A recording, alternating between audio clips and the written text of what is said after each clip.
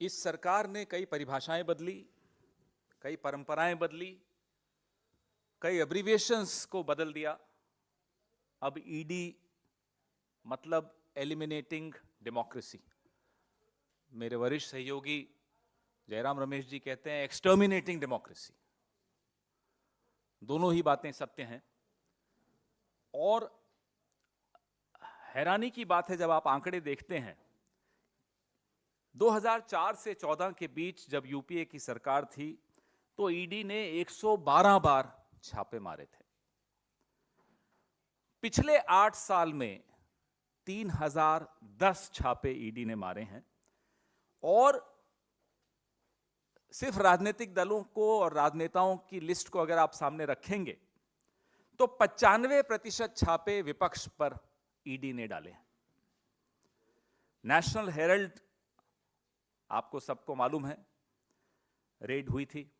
राहुल गांधी जी से 50 घंटे तक ईडी ने पूछताछ की थी, शायद 55 घंटे की पूछताछ थी। हमारी पूर्व अध्यक्षा श्रीमती सोनिया गांधी से लगातार 3 दिन तक पूछताछ की ईडी ने। हमारे वर्तमान अध्यक्ष मल्लिकार्जुन खड़गे जी के से भी पूछताछ हुई, 7-8 घंटे की पूछताछ उनसे हुई। और अब छत्तीसगढ़ में आज सुबह से लगातार रेड्स चल रही हैं। भारत जोड़ो यात्रा की सफलता से तो बौखलाए हुए हैं ही प्रधानमंत्री जी और उनकी पार्टी। हमारा महाअधिवेशन भी वहां होने वाला है, ये आप सब जानते हैं।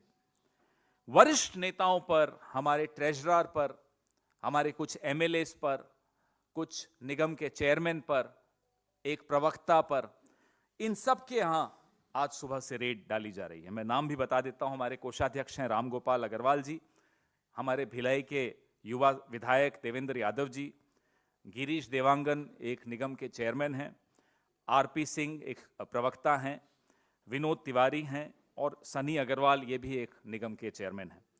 इनके कार्यालयों पर, इनके निवासों पर सुबह से ईडी की कार्रवाई चल रही है। मैं आपको पार्टीवार एक कुछ जानकारी देना चाहता हूं। 2014 से अगर अपन शुरू करें, कांग्रेस पे 24 बार, अलग अलग नेताओं पर कांग्रेस में 24 बार रेड हुई ईडी की। वहीं टीएमसी पर 19 बार हुई, एनसीपी पर 11 बार हुई, शिवसेना पर 8 बार हुई, DMK 6, RJD 5, BSP 5, TDP 5, INLD 3, वाईएसआईआरपी 3, CPM 2, NC 2, PDP 2, AIADMK 1, MNS 1, SBSP 1।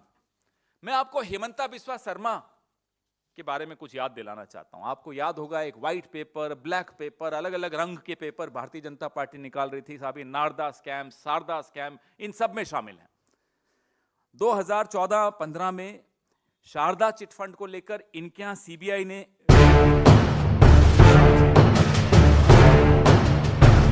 Lovely बन के निकले हुए हैं, मुख्यमंत्री हैं। और मुझे तो नहीं मालूम, अगर आप में से किसी को जानकारी हो उन केसेस का क्या हुआ तो आप साझा करिएगा। शुभेंदु अधिकारी एक और नाम मैं आपको बताता हूं, येदियुरप्पा तीसरा नाम मैं आपको बताता हूं, रेड्डी ब्रदर्स, नारायण राणे, मुकुल रॉय, ऐसे अनेक नाम हैं जिनको अगर राजनीति में सफलता नहीं भी मिली तो 2024 के बाद फेयर एंड लवली वाले ढूंढ रहे हैं, साहब हमारे ब्रांड एम्बेसडर बन जाइए। हम प्रधानमंत्री मोदी जी से 2 सवाल करना चाहते हैं और एक सलाह भी देना चाहते हैं। पहले सवाल फिर सलाह। जब मीडिया कुछ छापता है आप उस पर छापा डाल देते हो। जब विपक्ष संसद में आपसे कुछ सवाल करना चाहता है, आप कार्रवाई से वो नाम निकाल देते हो आपके दोस्त का, एक्सपंज कर देते हो। न्यायपालिका इस देश के इतिहास में पहली बार आपने इतनी मजबूर कर दिया न्यायपालिका को कि उनको सार्वजनिक रूप में आकर प्रेस वार्ता करनी पड़ी। और रोज आपके मंत्री, कानून मंत्री किस तरह की टिप्पणियां करते हैं न्यायपालिका पे, वो भी आपने सुनी होंगी। और अभी पिछले हफ्ते ठीक अदानी मामले पर जब सर्वोच्च न्यायालय में सुनवाई होने वाली थी उसके 48 घंटे पहले संघ के मैगजीन पांचजन्य में लीड स्टोरी क्या थी कि सुप्रीम कोर्ट राष्ट्र विरोधी ताकतों के हाथ का टूल बन गया का न्यायाधीशों पर। परसों अदानी मामले की सुनवाई होनी है और आज अखबार छाप रहा है, संघ का अखबार, संघ की मैगजीन पांचजन्य छाप रहा है, और वो संघ जो खुद पंजीकृत नहीं है वो कह रहा है कि देश का सर्वोच्च न्यायालय राष्ट्र विरोधी ताकतों के हाथ में टूल बन गया।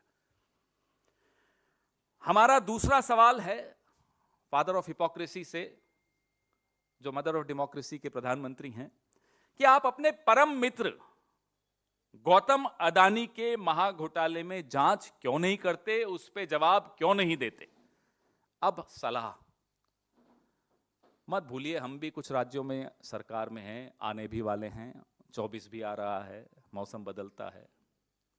ये सलाह प्रधानमंत्री को भी है और उन अफसरों को भी है जो उनके हाथ में आज खिलौना बने हुए हैं। हमारी शराफत को हमारा गहना मानो, हमारी कमजोरी मत मानो। हम भी कभी आएंगे और जहां हैं वहां भी कुछ दिखा सकते हैं।